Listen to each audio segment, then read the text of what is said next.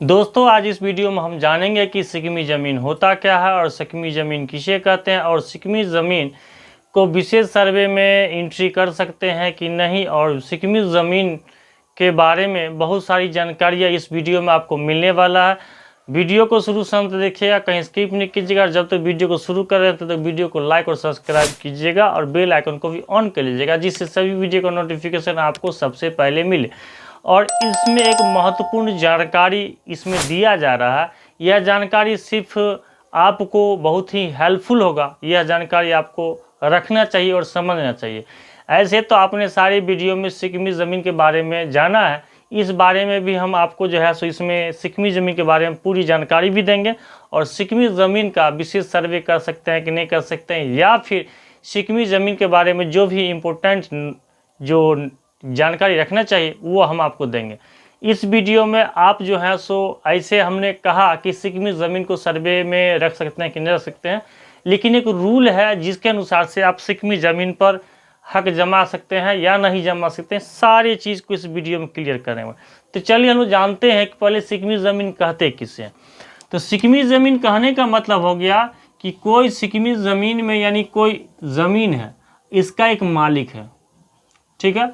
ये मालिक है यानी रैयत, और ये जो है सो किसी किसान को ये ज़मीन दे दिया, ठीक है। यानी ये ज़मीन जोत पर दिया, ठीक है। जोत हो या पट्टा हो या किसी चीज़ पर जो है इस किसान को मिला जोतने के लिए, ठीक है।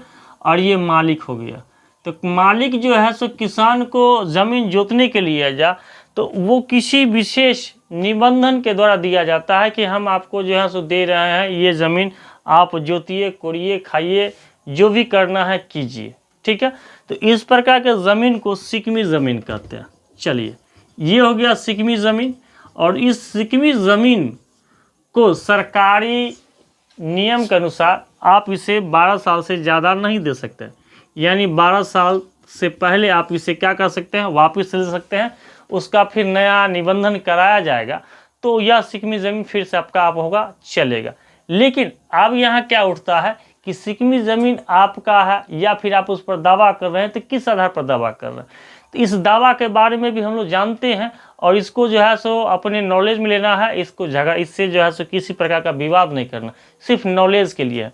अगर मान लीजिए कि RS सर्वे हुआ था, यानी रिविजनल सर्वे जो हुआ था 1970 में हुआ था, तो 1970 में जब यह सर्वे हुआ था तो उस समय भी सिकमी ज़मीन हुआ करता था। तो उस सिकमी ज़मीन में अगर बाय द वे मान लीजिए कि जो मालिक आपको ज़मीन दिया, ठीक है, अब मालिक तो ज़मीन आपको दे दिया किसान को, अब क्या हुआ कि किसान जो है उस ज़मीन को नहीं खोजा या फिर उसका जो है सो कोई व्यक्ति इसका पूछताछ नहीं किया। तो उस पीरियड में RS सर्वे जो 1970 में हुआ था, उस 70 के RS सर्वे में आपका ये ज़मीन जो है सिकमी ज़मीन आपके नाम पर अंकित हो गया। यानी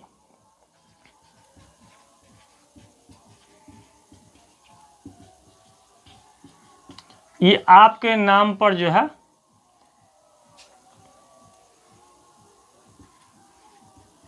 नाम पर अंकित हो गया और इसका एक खतियान बन गया, ठीक है। इस खतियान पर आपका जो है सो नाम चढ़ गया। तो यह ज़मीन आपका हो गया उस समय में, मान लीजिए RS सर्वे में हो गया। अब उसके बाद ज़मीन होने के बाद उस पर आप जो है सो लगान सरकार को दे रहे हैं, उस पर किसी प्रकार का मालिकाना हक नहीं जमाया गया। तो उस दरमियान आपके पास यह सिकमी ज़मीन का फुल ऑर्डर आपके पास ही रहेगा। आप इस सिकमी ज़मीन को मान लीजिए कि आप खरीद भी सकते हैं, बेच भी सकते हैं, जो भी कर सकते हैं आप इसके साथ इस ज़मीन कर सकते हैं, क्योंकि 1970 के RS सर्वे के बाद यह ज़मीन आप पर हो गई। लेकिन इस चीज़ में एक चीज़ और हम बताना चाहेंगे कि मान लीजिए कि आपके दादा परदादा इस ज़मीन को सिकमी ज़मीन के रूप में लिए थे और यह ज़मीन आप पर आ गया, तो इस पर आप तो मालिकाना हक जमा ही लीजिएगा। लेकिन दूसरी बात, जो मालिकाना हक आपको दिया गया और वह मालिक उस RS सर्वे में जो गलती हुआ उस सर्वे को ठीक ठाक करना चाहे, तो उस पीरियड में जब आपके पास वो निबंधन पेपर उस मालिक हक के पास रहेगा, तो इस पीरियड में जो है यह नया जो स्पेशल सर्वे जो 1925-26 में जो हो रहा है, इस सर्वे में जो है वह आपत्ति दर्ज कर सकता है, लेकिन वह जो है जमीन आपका हक किस प्रकार हासिल होगा नहीं होगा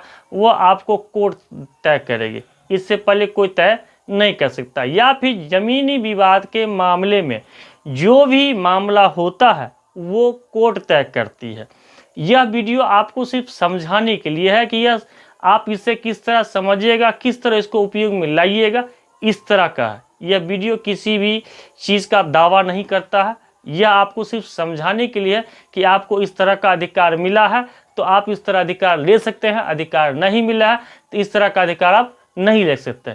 रही बात सिक्किमी ज़मीन की बेचने की बात, तो 1970 के बाद यह जब ज़मीन आपके पास आ जाता है और आपके नाम से खतियान अंकित हो जाता है और उसके बाद आप उसका लगान देते हैं, तो इस पीरियड में ज़मीन तो आपके पास हो गया, क्योंकि मालिकाना हक आप उस पर जमा सकते हैं। दूसरी बात हमने कहा कि कोई भी ज़मीन अगर किसी को मालिक देगा जोतने के लिए तो 12 साल से कम का ही देगा और नया उसका निबंधन होगा, फिर उसका ज़मीन उसको मिलेगा। तो सिक्किमी ज़मीन के बारे में ये सब जो आपको जानकारी है वो दिया गया। दूसरी बात, यह जब मालिकाना हक आपके पास है किसी अनुसार से फुल प्रूफ, मान लीजिए कि कानूनी तौर तरीके से आपके पास ये ज़मीन सिक्किमी ज़मीन आपके पास मालिकाना हक में है, तो उस सिक्किमी ज़मीन को आप जो है सो बेच भी सकते हैं, सर्वे में दे भी सकते हैं, क्योंकि आपका जो वहाँ बना होगा खतियान उसमें आपका नाम उसमें अंकित होगा, आप उसको लगान दे रहे हैं। तो इस प्रकार की यह जानकारी आपको दिया गया, इससे कोई भी भूमि विवाद नहीं कीजिएगा। दूसरी बात, यह जानकारी रखने की चीज़ है और इसे आप अपने उपयोग में कैसे ला के लाभ पा सकते हैं, इसके लिए यह वीडियो आपको दिया गया है। तो यह वीडियो कैसा लगा, लाइक शेयर सब्सक्राइब जरूर कीजिएगा, कमेंट भी कीजिएगा और इसी प्रकार का हेल्पफुल वीडियो यानी नॉलेजफुल वीडियो लेने के लिए आप हमें कमेंट बॉक्स में लिखते रहिएगा। हम आपको तौर तरीके के अनुसार से पूरा चीज़ आपको हम बताते चलेंगे और आप सीखते चलिएगा। तब तक के लिए जय हिंद, जय भारत।